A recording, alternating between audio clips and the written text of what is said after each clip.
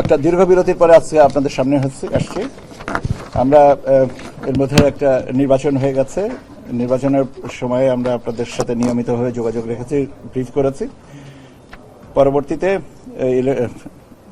মাহে রমজান এবং রমজান পরবর্তীতে আজকে আমরা নির্বাচন কমিশনের এবছরের 2026 খ্রিস্টাব্দের 11তম বৈঠক ছিল। আমরা মূলত আমাদের 5টা এজেন্ডা ছিল, আর বিবিধতা আমরা কয়েকটা জিনিস আলোচনা করেছি। আমি আপনাদেরকে সেই বিষয়টা আপনাদেরকে জানিয়ে দিচ্ছি। সংরক্ষিত মহিলা আসনের নির্বাচনের বিষয়ে আমাদের যে তফসিল ঘোষণা হবে 8 তারিখ, 8ই এপ্রিল তফসিল ঘোষণা হবে। 8ই এপ্রিল 2026-এর তফসিলটা ঘোষণা হবে, আর ভোট হবে 12ই মে 2026 তারিখে। মে মাসে 12 তারিখে ভোট, সংরক্ষিত মহিলা আসনের তফসিল ঘোষণা হবে 8 তারিখে। আর ভিতরের লেয়ারগুলো পরবর্তীতে শিডিউলে দিয়ে দেবো। কিন্তু মূলত না, আমি ওইটা স্ট্যাগার করতে হবে, তো ওটা করা হচ্ছে। কারণ ওটা যেভাবে প্রিপারেশন নেওয়া হয়েছিল ওটা একটু চেঞ্জ হবে ওই ভোট গ্রহণের তারিখ কারণে, সেটা আর কি তাৎক্ষণিকভাবে ওটা করিনি। ওটা তো এটা দিয়ে দেবো আজকে, আপনার কালকেই পেয়ে যাবেন। এটা কালকে রেডি করে ফেলতে পারবো। হ্যাঁ, তফসিল 8 এপ্রিল আর ভোট হবে 12ই মে। নির্বাচনী সামগ্রী সংরক্ষণের বিষয়ে আপনার আমাদের আরপিও অনুযায়ী একটা সময়সীমা আছে, ন্যূনতম 1 বছর রাখতে হবে। আর আদালতের নির্দেশনা যদি থাকে কোনো আসনের বিষয়ে, সে অনুযায়ী আদালতের নির্দেশনা অনুযায়ী বাকিটুকু নিষ্পত্তি হবে। এবং আদালতের নির্দেশনার সাথে সম্পর্কিত আরেকটা বিষয় আমি একটু বলি, সেটা হচ্ছে যে আমাদের এ পর্যন্ত নির্বাচনী মামলা হয়েছে 50টা। নির্বাচনের মামলা হয়েছে, নির্বাচন পরবর্তী মামলা যেটা 50টা। তাহলে এই 50টা আসনের আলামত বা মালামাল এগুলো সংরক্ষণ করতে হবে নির্বাচন এই মামলা নিষ্পত্তি না হওয়া পর্যন্ত। আদারওয়াইজ 1 বছর নির্বাচনের সময়সীমার নির্বাচন পরবর্তীতে। যে আরেকটা যেটা বিষয় আমরা আলোচনা করেছি সেটা হচ্ছে যে শেরপুর 3 এবং বগুড়া 6 এই দুটা আসনের নির্বাচন আগামী 9 তারিখ আপনারা জানেন। এবং আমি এবং আমাদের মাননীয় নির্বাচন কমিশনার ব্রিগেডিয়ার ফজল সাহেব, আমরা দুজনায় গত 2 দিন এই 2 জায়গায় শেরপুর এবং বগুড়াতে আমরা সার্বিক পরিস্থিতি পর্যালোচনা জানার জন্য আমরা ব্যক্তিগতভাবে গেছি, এবং স্থানীয় আইন শৃঙ্খলা রক্ষাকারী বাহিনীর সাথে এবং আমরা আমাদের যে প্রিজাইডিং অফিসার যারা আছেন তাদের সাথেও আমরা ওখানে কথা বলেছি। আমাদের জানা মতে বা আমরা যে তথ্যটা পেয়েছি, শেরপুরে হচ্ছে আমাদের 129টা কেন্দ্র, দ্যাট ইনক্লুডস আপনার ওসিবি আইসিবি 128 + 1, আর বগুড়াতে হচ্ছে 151টা, 150টা, আর একটা হচ্ছে আপনার ওসিবি আইসিবি। এখন পর্যন্ত যা দেখেছি বা যতটুকু হচ্ছে, নির্বাচন নিয়ে আপনার কোনো রকমের দুশ্চিন্তাগ্রস্ত হওয়ার মতন কোনো পরিস্থিতি নাই। সার্বিক পরিস্থিতি স্বাভাবিক আছে, এবং আমাদের যে বিভিন্ন পর্যায় থেকে যে তথ্য সংগ্রহ আমরা যেটুকু পেয়েছি, সেখানে আমাদের আতঙ্কিত বা চিন্তিত হওয়ার কোনো কারণ নেই। এবং এখানে আপনার আইন শৃঙ্খলা বাহিনীর তৎপরতা আছে, এবং তারা সার্বিক পরিস্থিতি সবসময় মনিটর করছে। এবং আমরা স্পষ্ট করে একটা জিনিস বলে আসছি যে এটা 12ই ফেব্রুয়ারির নির্বাচনের থেকে কোনো অংশে কম গুরুত্বপূর্ণ না। কাজেই সেইভাবে তারা যেন তাদের প্রস্তুতি রাখেন এবং ব্যবস্থাপনাটা রাখেন। নির্বাচনী মামলা সম্পর্কে আমি অলরেডি বলেছি যে আমাদের 2টা নির্বাচনের চট্টগ্রাম 2 এবং চট্টগ্রাম 4 এই 2টো আসনের বিষয়ে মাননীয় আদালতের সিদ্ধান্তের জন্য এই 2টো আসনের ফলাফল আমরা এখনো বলিনি, এবং মাননীয় আদালত যেভাবে নির্দেশনা দেবেন আমরা সেইভাবে এই 2টা আসনের ফলাফল ঘোষণা করব। আর বাকিটা আমাদের বলেছে যে নির্বাচন পরবর্তীতে পিটিশন যেটা আছে, নির্বাচন দরখাস্ত আসছে 50টি। এরপরে ছিল আরেকটা বিষয় যেটা নিয়ে আমরা কথা বলেছি, সেটা হচ্ছে যে নির্বাচন দায়িত্ব পালনকালে আহত এবং বা নিহত হলে ক্ষতিপূরণের বিষয়ে একটু আমাদের যে নীতিমালা আছে 2022-এ করা হয়েছিল, সেই নীতিমালার আওতায় প্রেক্ষাপটে এখন পরিবর্তিত পরিস্থিতিতে দেখা যায় যে অনেকেই প্রলং সিকনেসে পড়ে গেছেন অথবা তাৎক্ষণিকভাবে তার চিকিৎসা লেগেছে, হসপিটালাইজেশন হয়েছে, এই প্রভিশনগুলো এখানে ইনক্লুড করা নাই। তো সেই জন্য আমরা এটা বলেছি এটা রিভিউ করেন, রিভিউ করে যতটুকু সহন মানে যে মাত্রায় এটাকে দেওয়া সম্ভব সেটা আপনারা করবেন। সেই জন্য একটা কমিটি আছে আমাদের, সেই কমিটিটাই রিভিউ করবে এই জিনিসটা, রিভিউ করে আমাদেরকে কমিশনে দিবে আবার, এবং কমিশন সেই অনুযায়ী ক্ষতিপূরণ বা সাহায্য যেটাই বলি না কেন সেই বিষয়টা পরবর্তীতে নির্ধারণ করবেন। বিবিধতে আমরা যে বিষয়গুলো নিয়ে আলোচনা করেছি সেটা হচ্ছে যে আপনারা জানেন যে দেশীয় পর্যবেক্ষক সংস্থা ছিল 80টি কাজ করেছে, 80টারই সব রিপোর্ট পাওয়া গেছে। তাদের বিভিন্ন রেকমেন্ডেশন আছে, সেই রেকমেন্ডেশনগুলো নিয়ে আমরা সাবসিকুয়েন্টলি কিছু সেমিনার ওয়ার্কশপ করব যাতে যেগুলো রিয়ালিস্টিক সেগুলো আমরা কী করে অ্যাকোমোডেট করতে পারি এবং যেগুলো সত্যিকার অর্থে ফ্রুটফুল। কেন আমরা কেন্দ্রীয়ভাবে বা আমি যখন আমার কাজটা রিভিউ করছি তখন থেকে থার্ড আই দিয়ে আর একটা রিভিউ করাটা আমার কাছে মনে হয়েছে অনেক বাস্তবসম্মত এবং সেটা থেকে যুক্তিসঙ্গত কিছু পাওয়া যেতে পারবে, এবং আমরা সেই অনুযায়ী আমাদের আইন বা বিধিতে যদি সংশোধন লাগে সেটা পর্যায়ক্রমিকভাবে করা হবে, এটা ওভারনাইটের ব্যাপার না। যারা নির্বাচনে প্রতিদ্বন্দ্বিতা করেছেন তাদের ব্যয়ের প্রতিবেদন দেওয়ার সময়সীমা ছিল 1 মাস গেজেট পাবলিকেশনের পর থেকে। কয়েকজন আমাদের কাছে আবেদন করেছেন যে তাদের সময়সীমাটা বিভিন্ন কারণে, যে অসুস্থতা আছে এবং বিভিন্ন সীমাবদ্ধতার কারণে হচ্ছেন, তো সেটা আর কি কমিশন বলেছে ঠিক আছে আরও 1 মাস সময়, আজ থেকে 1 মাস সময়সীমা বাড়িয়ে দেবেন যাতে তারা তাদের ব্যয়ের রিটার্নগুলো দিতে পারেন। ভোটার দিবস প্রতিপালন সম্পর্কে একটা আলোচনা হয়েছে যে ভোটার দিবসটা আমরা করিনি, এবং আমরা বলেছিলাম যে ভোটার দিবসটা আমরা একটু অর্থবহভাবে আর একটু আনুষ্ঠানিকভাবে আর একটু ভালোভাবে করতে চাই।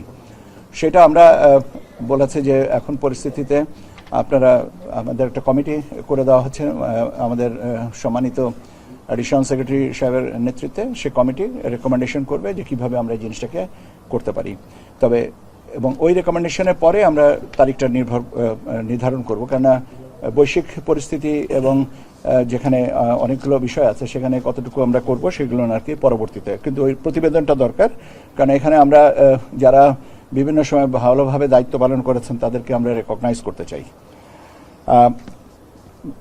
রিটার্নের এটা বলেছি।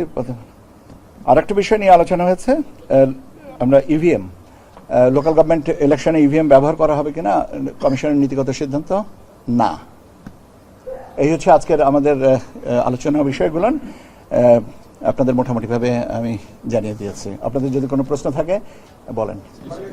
আমরা দেখছি 2018 সালে ইভিএম ব্যবহার করা হয়েছিল, যেখানে 4,000 কোটি টাকার মতো খরচ করা হয়েছিল। তবে এই সময় যে ইভিএম কেনা হয়েছিল সেটি পার্শ্ববর্তী দেশ ভারতের চেয়ে প্রায় 20 গুণ বেশি দামে।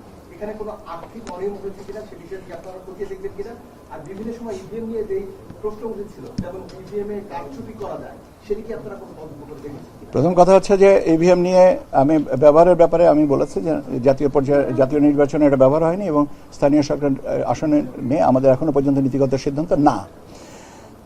এখানে দুর্নীতি দমন কমিশন একটা বিষয় তদন্ত করছে, অডিট ডিপার্টমেন্ট থেকে একটা করা হচ্ছে, এবং আপনারা জানেন যে জাতীয় পর্যায়ের নির্বাচন 3টা নির্বাচন নিয়ে যে পর্যালোচনা একটা মানে আমাদের যে কমিটি জানিগো তদন্ত কমিশন ছিল তারা একটা করেছে, এবং এই জিনিসগুলোর পর্যালোচনার ভিতরে আছে। এখন যে জিনিসগুলো পর্যালোচনার ভিতরে আছে সেইটাকে আমি নতুনভাবে ওই বিষয়ে আমার কথা বলাটা বোধহয় সমীচীন হবে না, কেননা আমরা দেখি ওখান থেকে কি পাই তার পরবর্তীতে। তবে আপনার প্রশ্নের যে যুক্তি আছে এটা কিন্তু আমি স্বীকার করি। আজকে আলোচনা হচ্ছে কিনা, আর দ্বিতীয় হচ্ছে যে এই মরা হাতিকে আপনারা কতদিন টানবেন স্যার? কোন মরা হাতি? আমি তো বললাম যে এর উত্তরটা তো আমি অলরেডি দিয়েছি যে ইভিএম এর বিষয়ে 3টা জায়গা থেকে আপনার কথাবার্তা আলোচনা আসছে, কাজে ওই রিপোর্টগুলো পাওয়া না পর্যন্ত তো নিশ্চিতভাবে করা যাচ্ছে না। আর দ্বিতীয় জিনিসটা যে কতদিন টানতে হবে এটা দেখা যাক, ওই রিপোর্টগুলো আসুক। এই সেম কথা স্যার গত 2 বছর শুনতেছি স্যার, এবং গত 2 বছরে এই সেম রিপোর্ট করতেছি স্যার, এই কথা হচ্ছে, এবং রাষ্ট্রের অর্থের কোষাগার থেকে জনগণের টাকা ব্যয় হচ্ছে, মানে এইটা কি কবে সমালোচনা হচ্ছে, মানে কোনো টাইমলাইন নাই। আপাতত আমার কাছে টাইম লাইন দিতে পারলে তো আমি সবচেয়ে খুশি হতাম। তাই না? আমি যদি বলতাম যে আগামী এতদিনের ভিতরে এটা হবে, তাহলে তো আমার জন্য সবচেয়ে ভালো হতো। আপনি তখন আমাকে বলতে পারতেন এতদিন বলেছিলেন, সময়টা বাড়লো কেন? কিন্তু আমি যেটা, আমার কাছে টাইম লাইন নাই, আমি তো এখন it is of the pocket, তো আমি বলতে পারবো না। কাজে আমাকে এই জায়গাটা আপনাকে মানতে হবে। আচ্ছা, আর একটা প্রশ্ন ছিল আপনার কি? এটা শেষ করছি, মাসে কত টাকা খরচ হচ্ছে স্যার এই ইভেন্ট বাবদ? মাসে খরচ হচ্ছে, মাসে আমাদের বেসিক্যালি এখন সংরক্ষণ ব্যয় যেটা, এটা আমি এইভাবে অ্যাকাউন্টিংটা করা নেই। ঠিক আছে, this is a good point, আমি করবো, করে আপনাদেরকে জানাবো। নির্বাচন থেকে আপনারা কেন ইভিএম ব্যবহার থেকে সরে আসছেন? লাইফ টাইম শেষ হয়ে গেছে। আপনাদের কাছে কি, আর স্যার আপনারা কি মনে করেন কিনা যে ইভিএম কোনো ত্রুটি আছে এর দ্বারা আসলে? ভাই, আমি আপনাদেরকে একই প্রশ্নের উত্তর তো আমি একবার দিলাম, যে যেখানে 3টা কমিটি এ ব্যাপারে, অডিট এবং আপনার দুর্নীতি দমন কমিশন এবং জাতীয় নির্বাচনের এই 3টা তদন্ত কমিশন, এরা তাদের অবজারভেশনগুলো আসছে। কাজে লেট দোজ কাম এন্ড তারপরে ওটা দেখবো হ্যাঁ এবং না। আচ্ছা, এখন দ্বিতীয় জিনিসটা হচ্ছে, আপনারা জানেন, এর অতীতেও বলেছি যে বা জাতীয় নির্বাচনের সময় যে জিনিসের প্রতি সবার অনাস্থা, সেটা নিয়ে কেন আমরা চর্চা করি। আর তারপরে আপনি লাইফ লাইনের কথা বলছেন, এগুলো নিয়ে প্রশ্ন আছে। তো এইগুলো তো অডিট ডিপার্টমেন্ট তারা নিরীক্ষা করছেন, আপনার দুর্নীতি দমন কমিশন থেকেও আছে, এসএসসি থেকে আছে, আর এটা জাতীয় এই রিপোর্টগুলো না আসুক। এখন ব্যাপার হচ্ছে যে জিনিসগুলোকে তদন্তাধীন আছে, সেগুলো সম্পর্কে কনক্লুসিভ কোনো ওপিনিয়ন দেওয়া ঠিক না। আমার একটা প্রশ্ন, ইভিএম আপনারা জাতীয় সংসদ নির্বাচনে ব্যবহার করছেন না, স্থানীয় নির্বাচনে ব্যবহার করছেন না, তাহলে ইভিএম গুলো সংরক্ষণ নিয়ে আপনারা সিদ্ধান্তহীনতায় কেন? আমরা সিদ্ধান্তহীনতায় ভুগছি না মোটেই। আমি বলেছি যে আমাদের সিদ্ধান্ত আমরা নিব, লেট দিস 3 রিপোর্টস কাম, এবং তাদের অবজারভেশনগুলো আমাদের সাথে অ্যাডজাস্ট করব। যেটা একটা আমাকে পারভেজ সাহেব জেলে বলেছিলেন একটা টাইম লাইন, আমি টাইম লাইনটা দিতে পারছি না, কেন কবে রিপোর্ট আসবে আমি তো ওইটা পাবো না। সিদ্ধান্তহীনতার বিষয়টা তো না, সিদ্ধান্তটা এটা হয়েছে নিব না, এটা সিদ্ধান্তটা থেকে অ্যাপ্রিসিয়েট করেন। আপনি তো সিদ্ধান্তে যাচ্ছেন ধ্বংস করতে হবে, সিদ্ধান্তটা তো আমার না, আপনি বলে দিচ্ছেন ধ্বংস করতে হবে। সো এই কনক্লুসিভ সিদ্ধান্তটা যদি আমার নেওয়ার এখতিয়ার থাকতো, তাহলে আমি সেটা নেওয়ার চেষ্টা করতাম, কিন্তু আপনার সিদ্ধান্তের উপরে তো আমি কাজ করতে পারবো না। আচ্ছা, লোকাল গভর্নমেন্ট ইলেকশন নিয়ে কোনো আলোচনা হয়েছে কি? লোকাল গভর্নমেন্ট ইলেকশন না, কোনো আলোচনা আমি বললাম তো লোকাল গভর্নমেন্ট ইলেকশন নিয়ে আমি একটু ওটা প্রশ্নটা নিয়ে নিই। আজকে স্থানীয় সরকার নির্বাচনের বিষয়ে কোনো আলোচনা হয়নি। আচ্ছা, কতগুলো আমি একটু বলি, টাইমলাইন আছে কিনা? সরকারের তো আলোচনা হচ্ছে নির্বাচন নিয়ে, না, আমাদের কোনো টাইমলাইন নেই। আপনারা চিঠি দিয়েছিলেন যে স্থানীয় সরকার নির্বাচনগুলোর মেয়াদ উত্তীর্ণ হয়েছে কিনা কিংবা কি অবস্থা, আপনারা কি প্রতিবেদন পেয়েছেন? এবং স্যার আমরা জানি অনেকগুলো স্থানীয় সরকার এখন মেয়াদ উত্তীর্ণ অবস্থায় আছে, আপনারা কোন প্রতিষ্ঠানগুলোকে আগে ভোট করার জন্য ভাবছেন? এই প্রতিষ্ঠানগুলোর আগে পরের বিষয়টা তো পরবর্তীতে, এটা তো এককভাবে নির্বাচন কমিশনের নিয়ন্ত্রণাধীন না। স্থানীয় সরকার বিভাগের সাথে বা স্থানীয় সরকার মন্ত্রণালয়ের সাথে এগুলো পরবর্তীতে ঠিকঠাক করা হবে। কাজে আজকের সিদ্ধান্তটা আমি বললাম তো, যে আজকে স্থানীয় সরকার নির্বাচন সম্পর্কে কোনো কনক্লুসিভ আলোচনা হয়নি। ইভিএম সম্পর্কে আপনাদের অনেকটা কৌতূহল থাকে, সেইটুকু যেটা আলোচনা হয়েছে যে আমরা ব্যবহার করবো কি করবো না, আমি সেইটুকু উত্তরটা দিয়েছি। যেটা আমার কাছে প্রশ্নের উত্তর আমার কাছে নেই, আমি উত্তরটা আজকে মন গড়া তো দিতে পারবো না রে বাবা। মাঠে যে চিঠি পাঠিয়েছিলেন, মাঠে চিঠিটা পেয়েছি আমরা তো ইটস এ প্রসিডিউরাল অ্যাসপেক্ট। আমি কি মাঠে থেকে তথ্য নিব না? এবং তথ্য নেওয়ার ব্যাপারে কি আমার কোনো বাধা আছে? সেটা তো ভাই, সেই তথ্যের সে বিষয়টা তো, এটা প্রাসঙ্গিক কি আজকের এই আলোচনার সাথে?